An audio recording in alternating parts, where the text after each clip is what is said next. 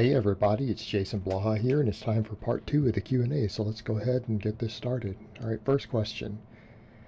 What have you learned doing max effort 4 days a week and no speed work?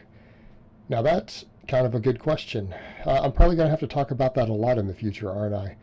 Because it's what I've been doing. And, he'd ask in there also, is it the future for advanced lifters or people running the conjugate method? No, I don't know that it is the future for everyone.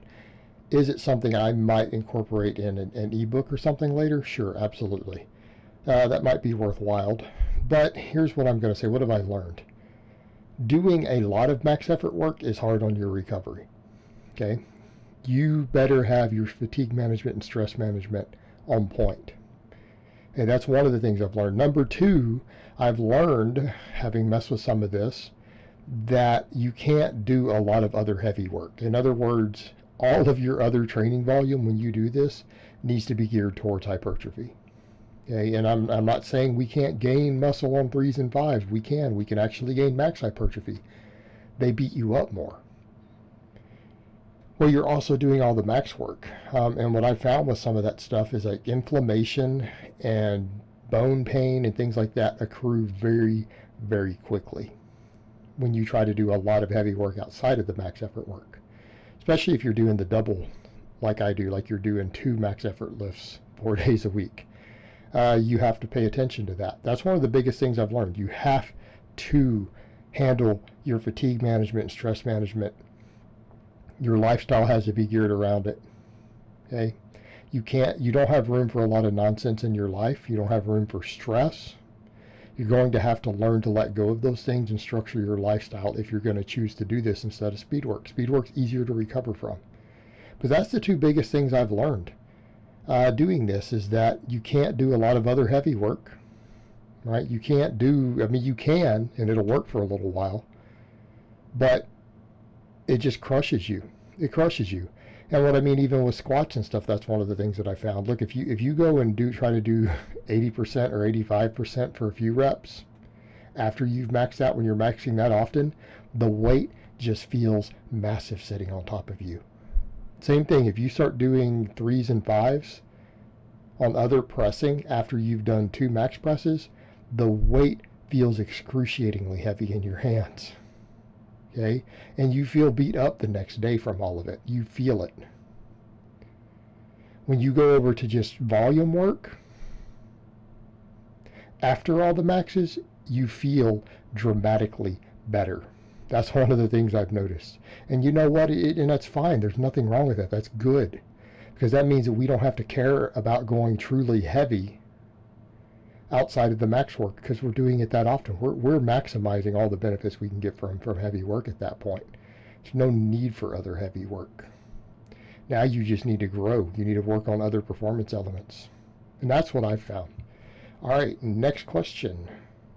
I have a SSB, that's a safety squat bar, that diameter's 2 inches all the way, and the SSB handle can be unscrewed. I've tried to unscrew the SSB for bench press and standing press. It felt good but weird. It's like pressing with an axle bar with weight hanging, just to put into perspective. I'm running conjugate now, and will this variation be good to use for my rep work? Thanks, coach. Could you use some of it for rep work? Yeah, if it's hanging down and you're using it just like a fat bar, so you unscrew the handles, take the handles out, and you're doing it for, what did you say you're doing it for? For bench press and standing press? I see no reason why you can't use it for rep work. It's going to be a slightly off balance, right? It's going to be slightly off balance. It's going to hang down, so there's going to be some swing.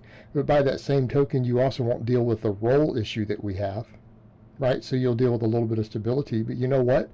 I'm not saying you should be doing exclusively that, but if you need some variation, so let's say that you don't have a lot of other bars, right? And you have just a straight bar, and you need to rotate in a different bench press or closed grip bench or floor press or standing press to avoid overuse and acclimation. If you can do them with this bar, then by all means knock yourself out. Really, that sounds very similar. I bet you it's going to have a very similar response to using like the rackable cambered bar I have and doing pressing with it. And some people do that. Some people do that very successfully, and they find a lot of merit in that. And I bet you it's going to be a very, very, very similar to that. So why not? Why wouldn't you?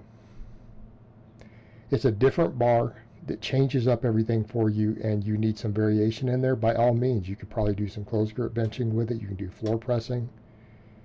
You know, you can do your overhead pressing with it. I see no problem at all. In fact, I think that would be a good use of the equipment that you have if you need the variation. And actually, that's just being creative. And that's a lot of what we do on conjugate, right? Especially conjugate for advanced lifters. We have to get creative with this stuff. And so again, it'll let you change up the movement pattern just a little bit.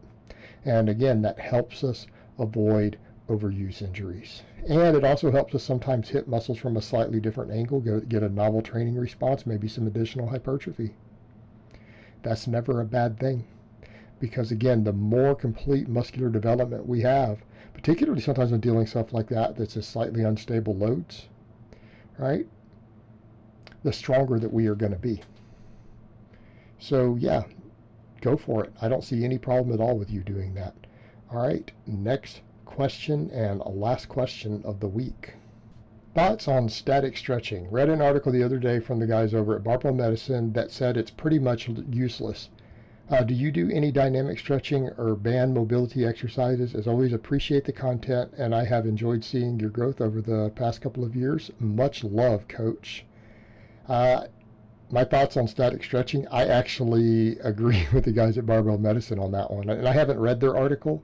I don't necessarily need to see the article, but if they're saying it's pretty much useless, that's actually the conclusion I reached a long time ago. And I think among real experts, especially for athletes of any type, I think that's the general consensus, and it has been for a little while, that static stretching doesn't actually improve flexibility.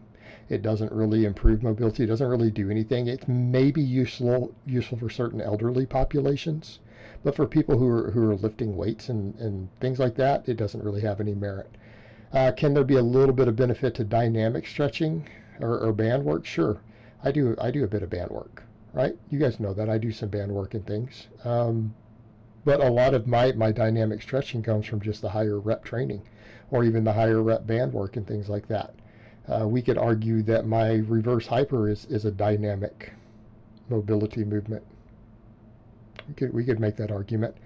I tend to be of the opinion, and in my observations, as someone who's messed with a lot of mobility stuff for my areas that have bad mobility, things like my shoulders, I have found that mobility work doesn't do anything either.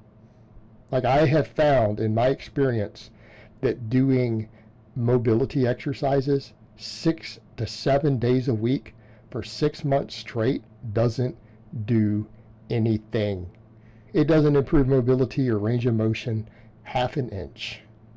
That's my experience, my personal experience. It doesn't do anything.